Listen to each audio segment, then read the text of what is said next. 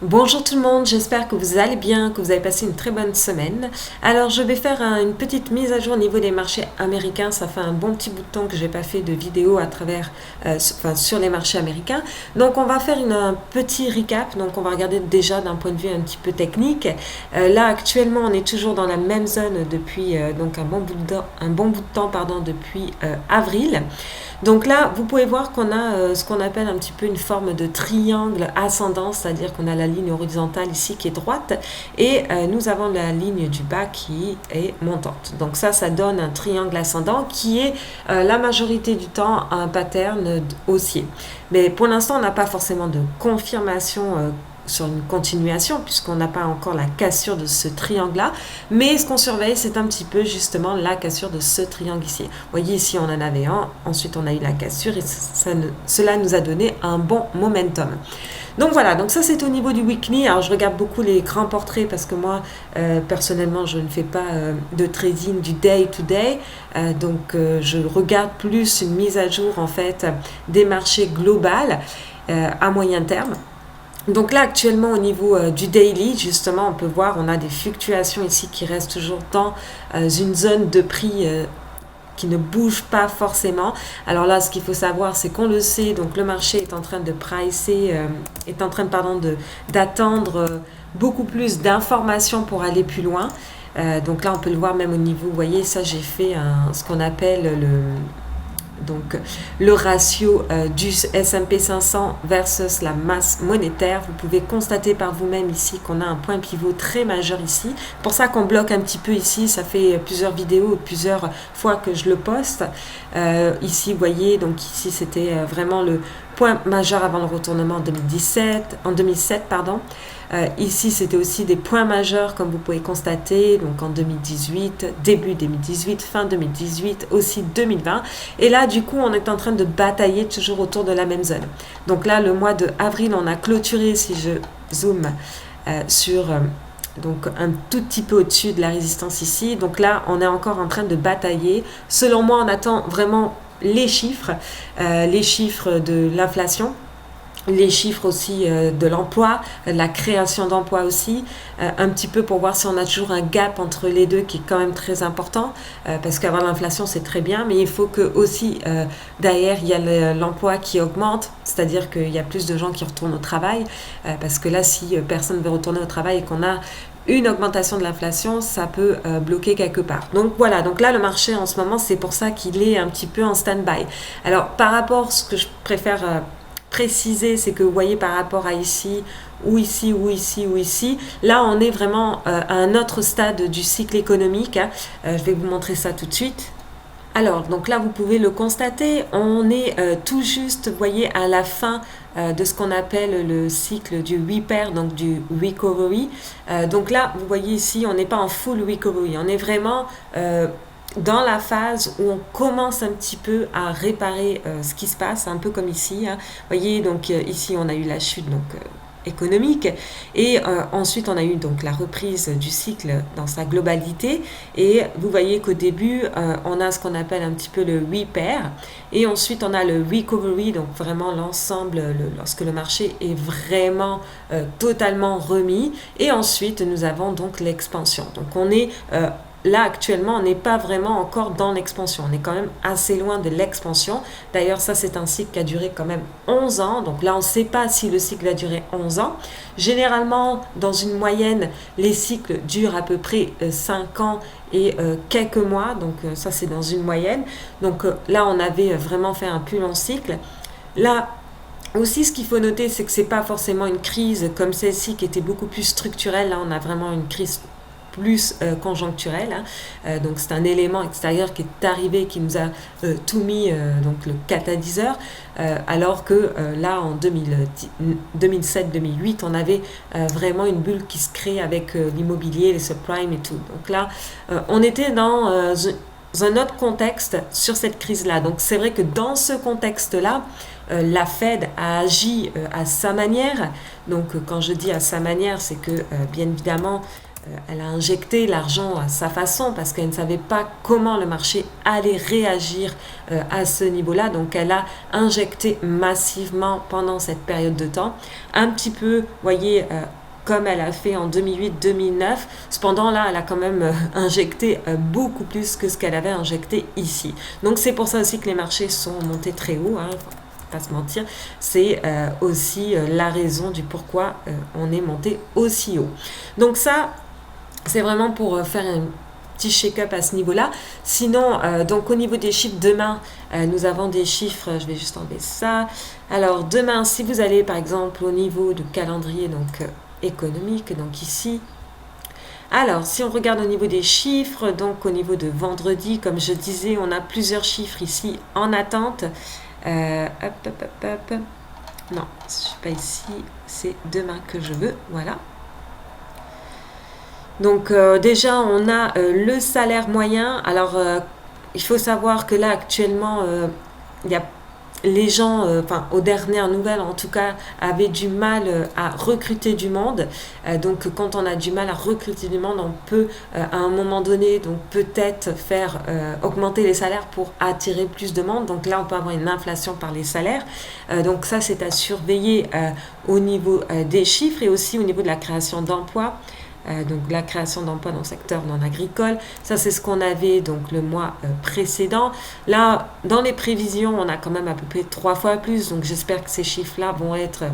pardon, c'est plus celui-là que je voulais voir au niveau de la création d'emplois dans le secteur non agricole. On avait le chiffre, donc on avait un petit chiffre au mois de mai, donc ça a un petit peu fait paniquer pas mal de monde. Là, au niveau des prévisions, ça a à peu près... beaucoup plus que le double. Donc là, on va attendre... de voir demain au niveau de ces chiffres-là. Donc si ça correspond, ça risque d'être assez positif. Après, il nous restera à aller voir donc les chiffres aussi du chômage et de l'inflation. Et après, je pense que le marché va un petit peu bouger à ce niveau-là. D'ailleurs, on peut noter par exemple au niveau donc saisonnalité. Donc, saisonnalité sont vraiment des performances qui reviennent le plus régulièrement, les récurrences qui reviennent le plus régulièrement dans l'année. Donc là, on peut voir par exemple que normalement le mois de mai est un mois un peu plus difficile, mais que les mois de juin, juillet et août sont quand même un petit peu plus meilleurs. Donc d'ailleurs, on peut le constater ici. Que le mois de juillet est quand même à 1,58% et le pire mois c'est le mois de septembre. Donc on pourrait avoir un petit rallye durant l'été, mais là il nous faudrait une confirmation aussi graphiquement et puis il nous faudrait aussi une confirmation au niveau des chiffres. Donc voilà, au niveau, je voulais faire un petit update aussi au niveau du silver. Alors le silver ici est quand même pas mal impacté actuellement par la baisse, l'augmentation pardon, du dollar, bien évidemment parce que ce sont des variations inverses entre le dollar et les métaux. Donc là, on peut voir que malgré tout, pour l'instant, on est quand même toujours dans ce pattern.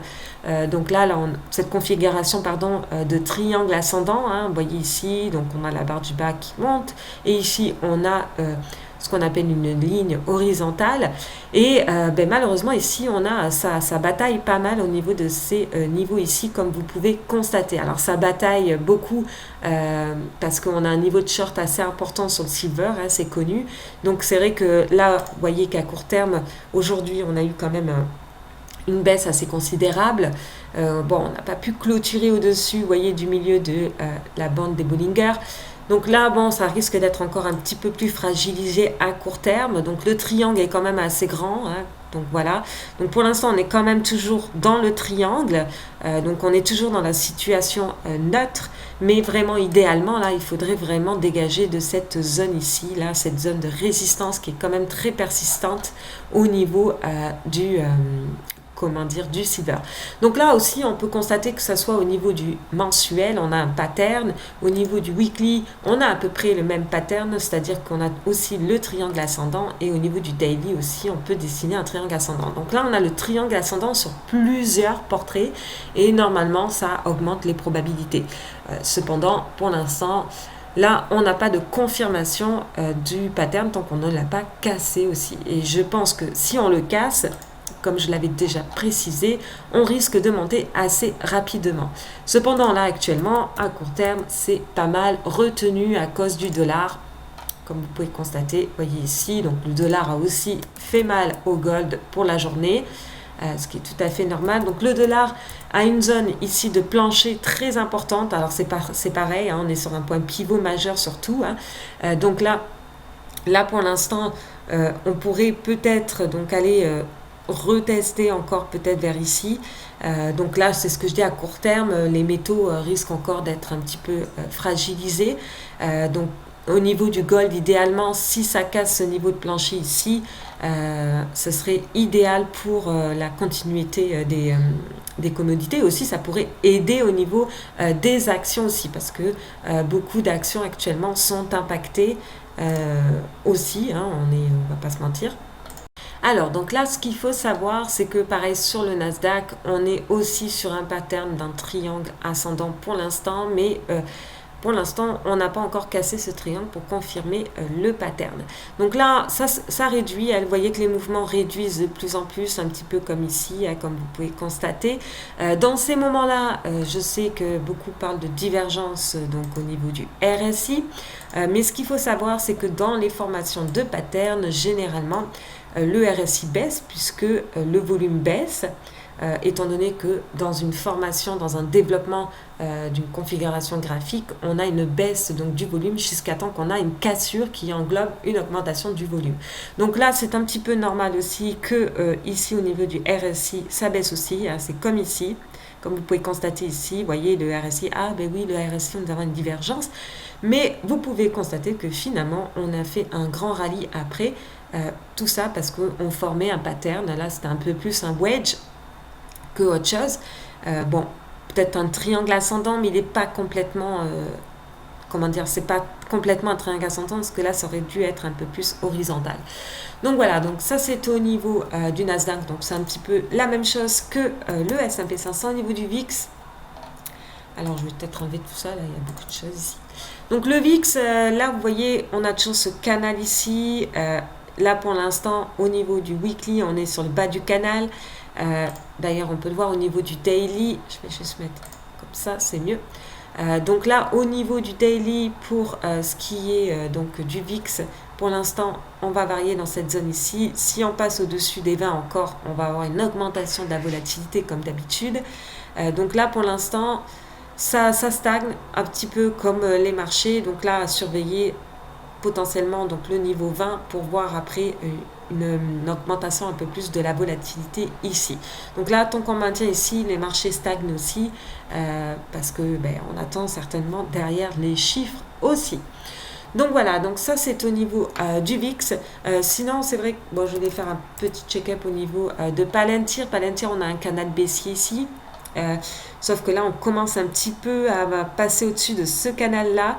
Alors donc là pour l'instant il peut avoir potentiellement un renversement, mais je pense que aussi ça dépend un petit peu aussi de ce qui se passe un petit peu sur les marchés aussi.